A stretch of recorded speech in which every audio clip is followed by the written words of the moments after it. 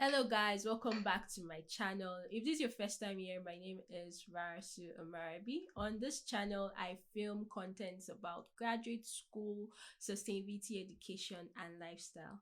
Today's video is another episode of the career feature series, and we have Yusuf Onayemi on the channel today. He's an engineering analyst at Goldman Sachs, and he's going to be telling us how he was able to navigate his way through graduate school to this full-time position at a very reputable financial investment company. So welcome to the channel, Yusuf. Thank you for accepting to be here today. I'm glad to be here. So to start off, can you just introduce yourself? Just give us like a brief bio. Okay, my name is Yusuf Onayemi. Actually from Nigeria. I'm right here in the United States. I studied computer science and quantitative method, which I concentrate on predictive analytics. And previously, from Nigeria, I studied computer science in my undergrad. And after that, I was actually working as a network engineer with my same university, National Open University of Nigeria. And right now, I'm back here in the United States. And then after my studies, I'm working with Goldman Sachs as an engineering analyst, which is at the network engineering department. Awesome. So like you got your master's degree. Did you mention the university? I wish you've not. No, I didn't mention my university. Yeah. My university is Austin Peay State University. That's in Clarksville, Tennessee. Okay. So during your master's program, did you go the thesis route or the non-thesis route? That is like did you carry out research during your master's? During my master's program, I really didn't do research because my master's in my school is actually either you do research or you do internship. So it's either of the two. If you do internship, you don't need to do like capstone at the end. But if not, you have to do it. So were you funded during your master's program? Yes, it was a fully funded program. I have no cost to even pay just $1 Wow. throughout. So like that's interesting because like most of the time it's like research based program Mm. that's funded. So like when you were funded, were you a teaching assistant or were you actually a research assistant or what were you? I Or am you a were just teaching assistant. I'm a teaching assistant during my time. I teach statistics, like introduction to statistics oh okay. for freshmen and undergrad. So it's not easy, but like have to like get up in the morning, have 8 o'clock class. But Mhm. at the end, we get used to it, and we are now a graduate. So when during your program did you actually get your internship and when did you even start looking for internships? Hmm, this is a big one. You know why I said it's a big one is actually because immediately I got to the United States, I started putting myself out there to get this. I've not even like do a first semester before I started this. The first thing I did was that okay, this is what I've known, right, coming from Nigeria. Now I want to start looking for jobs. So it's always very good to start early because when you start early, like I did, I start almost immediately. Like the first month, I started applying, and in my second month, I came here in January, and then in February, I already have like what's it called, an interview with Apple. That was my first interview, but actually I got to the third stage, but after that, some question were being asked like, okay, how long have you been in the United States, this and that, and then what I said like, oh, it's just like a month, and to like the law of the United States, you have to like spend like 2 semesters before you can even go for an internship. So that makes me to calm a little bit, like, okay, so what is the next thing to do? Now I look at the roles. that I'm actually interested in. Then I started picking each skills that it's been listed on the website. Let's say I go to Apple website, I check, and then I check all their requirements. I wrote down some of the skills, then go to another company like Facebook, Dell, and every other one. Then I see like what are the similarities in the requirements. Then I bring them out. I started learning. But one thing is when you're actually looking for an opportunity, you don't stop until you get it. Mm-hmm. Um, my story was very funny. A lot of my classmates, they know me sometimes, even during the classroom. We are supposed to be listening to lectures. I'll be applying to jobs. So what I do most is that I make sure I connect with a lot of people on LinkedIn, reach out to them, talk to them, and I go to a lot of conferences.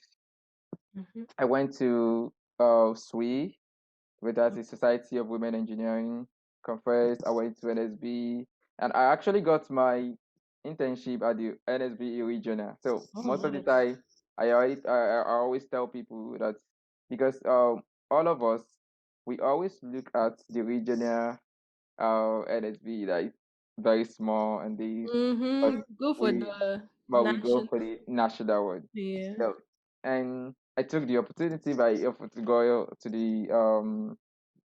the regional, which was in Tampa, Florida. Oh, really? Yeah, that was Big city. when I came there. And my story to get this internship was so funny. I go down like a lot of companies I wanted to go to, not even thinking about Goldman Sachs. So on that fateful day, when you keep trying and then God came by your side also. You don't know what God wanted to do in your life. So I got there and then I went to all the places I wanted to be, like Microsoft, Cisco, and other places. Then I got tired, like, oh, I need to get some water. Like, I don't really want to just keep moving and walking up and down. You know how you can be so exhausted when you're attending conferences. So I was actually looking for my friend to get a key so I can get water. Then I found my friend on the queue at Goldman Sachs talking to a recruiter. So I waited for like 10 minutes and he was still there. I feel like, wow, this guy already got this job. This is great. Okay. So the next thing I did was because I already stood there for like 10 minutes, so I just feel like, let me just join the queue so Mm-hmm. that it won't just be a waste of time. But fortunately for me, immediately I got to the recruiter, she looked at my resume. We talked briefly about my experience, and he was like, "Okay, we'll get back to you if we have anything." And like this is the normal thing that every company always say. Mm-hmm. So I just left. Like 15 minutes later, I got a call Oh, nice. from the Dallas office, and I was told like, oh, one of our recruiters spoke to you. They said that we'll be interested in interviewing you. Wow, like in 10 minutes, die. Like, what am I here for? This is the reason I came here. So That's I went awesome. there, and then we had the interview, which was the first stage. And after I did that, I got back home. I did some like coding interview, Mm-hmm. and the final stage, they have to like fly me out to Utah, pay for my transport, my hotel, my like my feeding, everything. Like I Everything. have nothing to pay for, and then I did the interview, get back home. After like 2 days, I got the offer. That's really nice. Was this your third semester or your fourth semester? This was in my like okay, that was my third semester because I started in spring. Oh, okay. So it was That's nice. spring, fall, Like spring. two main things I got out from what you said. The first one, that you were like actually going to companies that you wanted to like end up in, and looking at the skills they required, and like, okay, what skill do I have, what do I know have, and like trying to fill that in. That's like a really good advice. You're like the second person saying it on this channel, and I think it's a wonderful practice that like people looking for jobs should actually um adopt. Yeah, but like again, for the conference, like conferences, like a lot of people just like push conference to the side. Maybe they've gone once or twice, and like there was nothing. It was just like you were dropping CVs everywhere. So like some people like just get discouraged, like okay, people don't really get things in conferences. So it's really good that you're able to share like your own experience of actually getting a job from a conference, and like you said, regional. Like don't play down. In fact, probably those smaller ones are even better because like So it's yeah, small, like and so more like quantity. Like a lot yeah. of people don't actually attend, so you Yeah. have the opportunity to speak more Hmm. and sell yourself. So yeah, that's really good. So you got the internship with Goldman Sachs, Yeah. but now you're actually with Goldman Sachs. So like, is it like the internship just like translated into the full time? How did it? Yeah, it's actually like this. Like Goldman Sachs already make the pipeline, like mostly from internship to full time. It's like, let me say like 80%. So Oh. one thing is they believe that they see something special in you for them to hire you as an intern. Mm-hmm. So now it's now like the internship is now the time to showcase what you have, Okay. what you can do. So during myself, like we are supposed to do some projects for internship. So I did my project, and then you have to present it to the MDs, like, and like you'll be freaking out sometimes because you don't even know all these people, and they can ask you some kind of questions that can keep you off balance. But Mm-hmm. you just have to do your best, and then they see that yes, you are capable of it. So then what they now do is they review what you did with your manager, your buddy, your mentor, and then try to compare and see if you were good for them or not. So if you're good for them, just go in to it. Like after like let's say 2 to 3 weeks, you get your full time offer. So you can get your offer now like a year before you graduate. Wow. And that is how like a lot of people did. Like some So people that you I got your intern, offer when? When did you get your offer? I got my like a semester before I graduate. Mm. I That's got exciting. so I got my offer in that was like August, and I graduated in December. So I already have it all down. So my last semester was a chilling Was semester. it chilling? Yeah, that's really good. So, like when I was introducing this video, I actually said financial investment company, but I think it's investment banking. I Investment keep on banking, yeah. mixing it. Sorry, guys, it's investment banking. So, I know your current title is network engineering Engineering analyst. analyst. So, Yeah. what do you do in this? Yeah. What Well, what is the network engineering analyst? I don't. Can you please oh, explain? well, in at Goldman Sachs, like we have a very broad networking team. So they are being splitted in many like division. Like we have like software people, we have those who are actually core networking. They are the one that do the configuration of the routing, switches, and every other thing. But me, I am at like the DevOps team, like The what? software network. So like it's like Oh. software network joined together. So what we do is to design software that can help in the automation of a lot of things like configuration, capacity building, and every other thing, like to monitor all the accessories, all the devices that Goldman Sachs uses Oh. worldwide. It's a global company, and because of that, you don't actually work with people in your location alone. You work globally. Like I have like people from my team that are actually in Bangalore, India. I have people in New York. So we have to find a way of collaborating and making things work. But as a software, when you actually work on a software, whatever I'm working on can be pushed out that other people can always see. And when they see that, they know what to do. Mm-hmm. Like, okay, this is what you've done, and this is what I'm now doing. But it's really good. But software is a kind of job that So yeah. So like during your master's degree, were you or even your undergrad, I don't know, which one were you stronger in, or you were doing both like software and hardware part?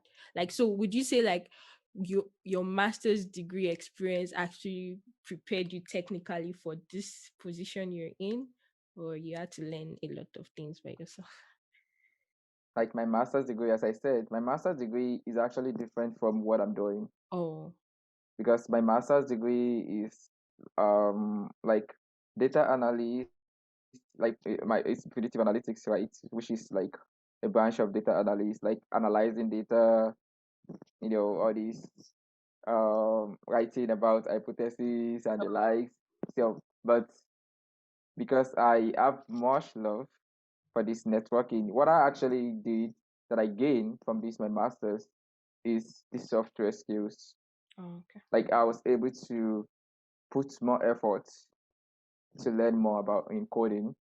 So like right now, if someone is talking about Python, Java, I'm not like a novice in it. Even though I'm not a pro, but it's not like I'm a novice. I don't know what is going on, so I can always um comprehend and understand whatever is going on. But getting to a company sometimes things are really different from what we learn in school. So even after all the learning that we've done, when you get to the company, you still have to learn more, Mhm. a lot of things. Because what you're actually thinking that they are doing it in different way in the company. And you might know one language, and you get to the company, they are not even using that language. Or they have a project that doesn't require that language, then you have to pick up another language very fast and start learning. God will help us. That's why so many programmers, you see them like their head is always going to the back, and they are getting old. So what advice would you give to like students currently looking at starting a career in like network engineering, like your role in your role, um, or even like in Goldman Sachs as a whole? yeah. Yeah. Like let me sell Goldman Sachs at first. Like Goldman Sachs as a whole, Goldman Sachs don't always like think about what you study in school. Mm. Goldman Sachs is about what you can do, what you think you can do, because for everything that you studied, Goldman Sachs have a role to put you. I've seen people who did biomedical and doing software. Like you look at it like it doesn't even relate.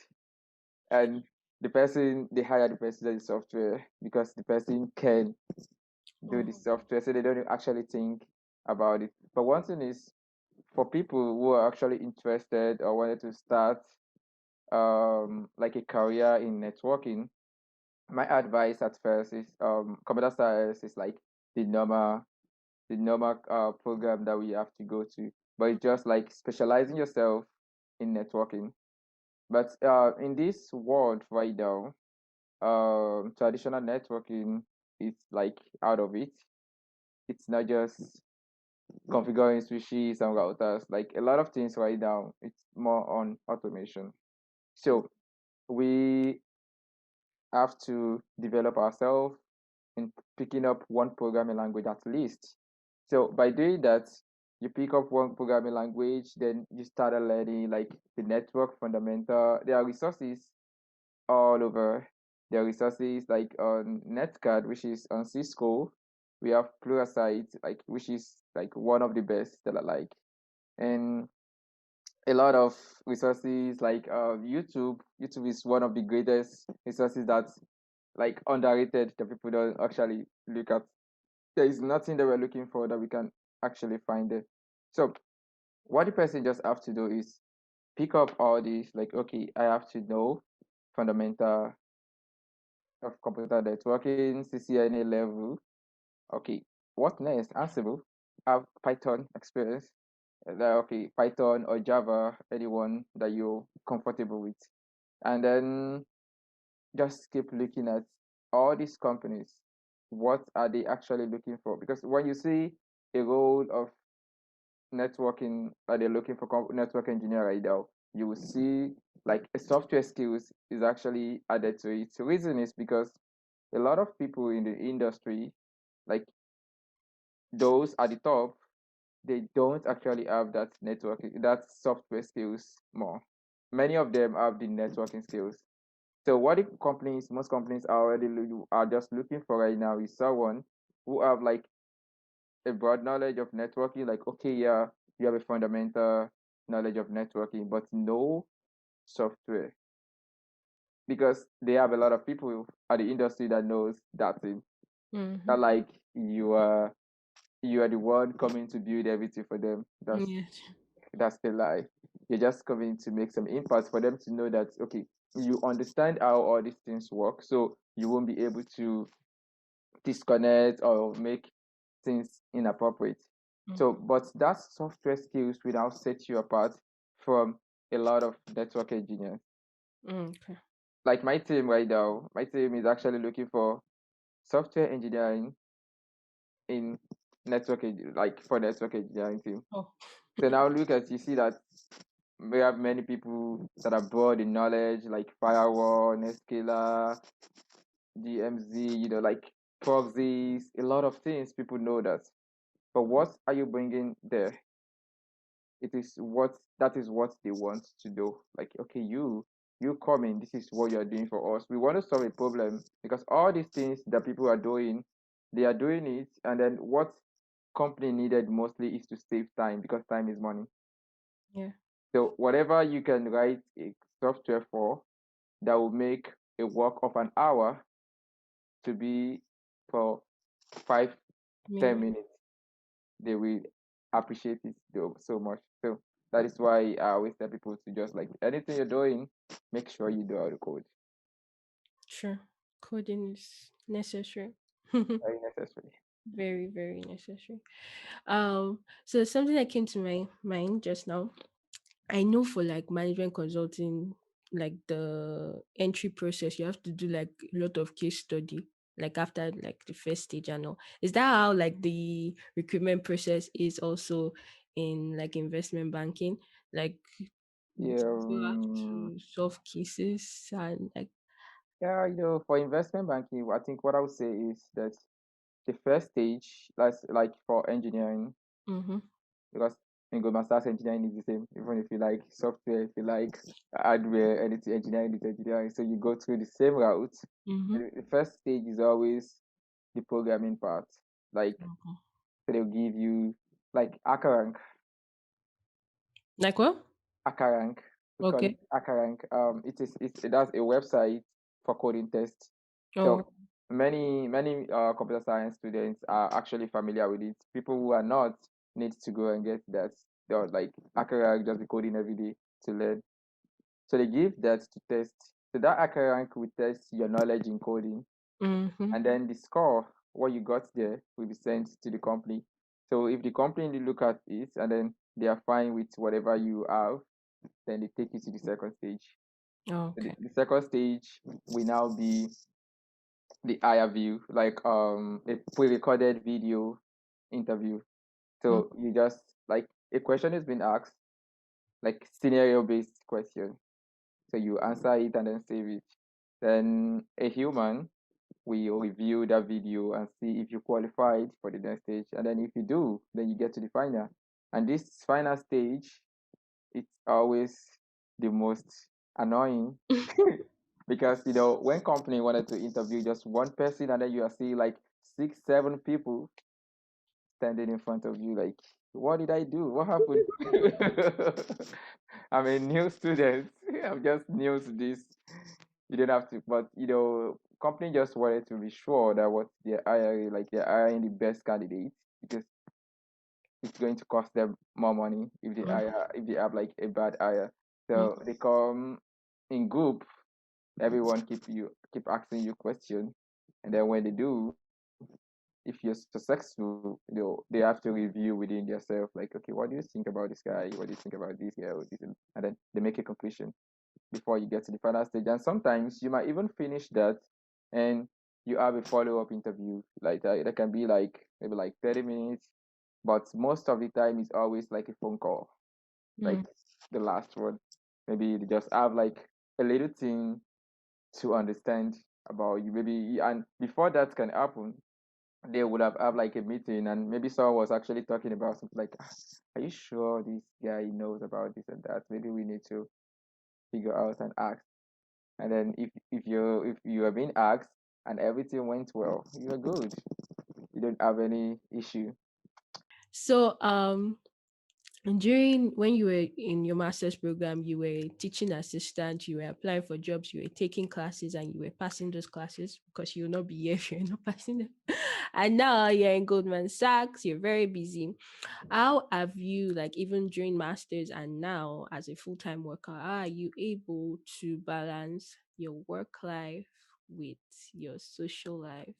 What's the work-life balance? Oh, that work-life balance is actually something like everyone have to put into consideration.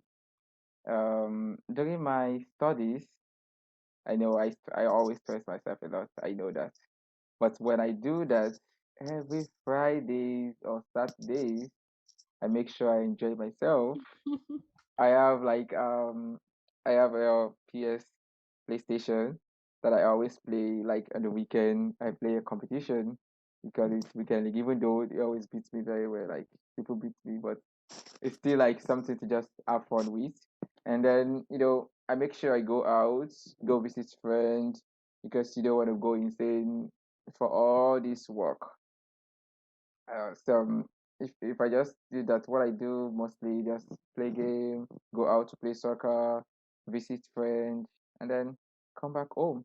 Like pandemic even make it more harder right now that you have to even call people like before you go visit them. Like, oh, come, I'm coming here. I've spent like 2 weeks in this house without even getting to the door. And I just like, come on, this will make me to even fall sick, and I don't want this. So most things that I do, I pick up my phone, call people, talk to people, go out and forget what is happening because both schools and work have their own difficulties. Mhm, Like there are times that you just get fed up and tired with everything, mhm. which I know it's a normal thing, but you just have to get off it and then come back later. Yeah, And when you come back, you see that you have been refreshed and then you get that problem solved. But yeah, if you just keep staying there for that very long time, you won't still get it. sure. Short breaks are very necessary. Like in between, you get Yeah. for your mental health and yeah, like you said, school, PhD, masters, work. You really need to find time for that short break. So I have one last question. Um and this for international students, yeah. So like what advice would you give to international students in the United States that are currently like in the process of looking for a job, like securing a job? Like some of them are like they've graduated but they've not yet gotten a job yet. Like what advice will you give to people in such situation? Both people that have not graduated and people that have graduated, like looking for a job. Do you have like any general advice, not just engineering, like Yeah, international? yes, yes, yes. The general advice that I would give is that for we, because I wouldn't say that we international students, what we actually need is we need someone as a mentor. We need to look for someone who have passed through this stage that we are right now.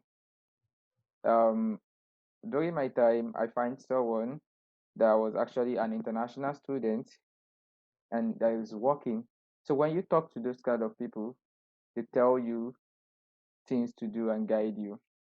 And most especially when you're doing that, you have to start looking for companies also that you can see that these companies they always hire international students because we know that some companies do not hire Mhm. international students.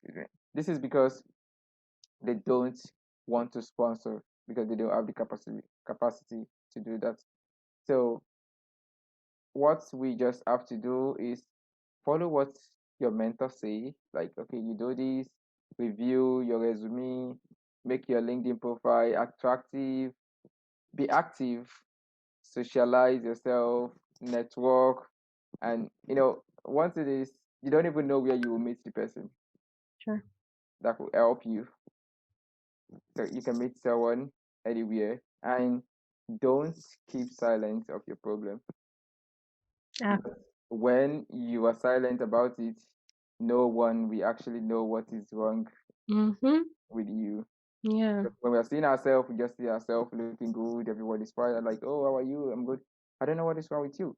I might be having my own problem here. Maybe I have a problem with some code I'm running and everything. If I didn't tell anyone, I'll be there for a very long time before I can get this stuff. But if I see someone that I tell, even if the person did not even know, the person can refer me to someone who will help. So Mm-hmm. that's why we have to speak out our problem. And I pray like everyone gets their dream job and Amen. what they want. Amen. Thank you very much, Yusuf, for sharing your knowledge with us, your journey. We greatly appreciate. And so I want to leave your contact details down in the description box so that like my viewers, if anyone wants to reach out to you specifically to ask questions, they can. So can I leave your LinkedIn? Would that be good? Yeah, sure. No Yeah. problem with that. So guys, you can check down in the description box for his LinkedIn page. So if you have like specific questions about getting into Goldman Sachs or even like questions relating to his direct role, you can reach out to him. Thank you guys for watching till the end of this video. If you're not yet subscribed, please hit on the red subscribe button, click the like button, share, comment, and I'll see you guys in my next video. Bye. Thank you. Thank you. Bye.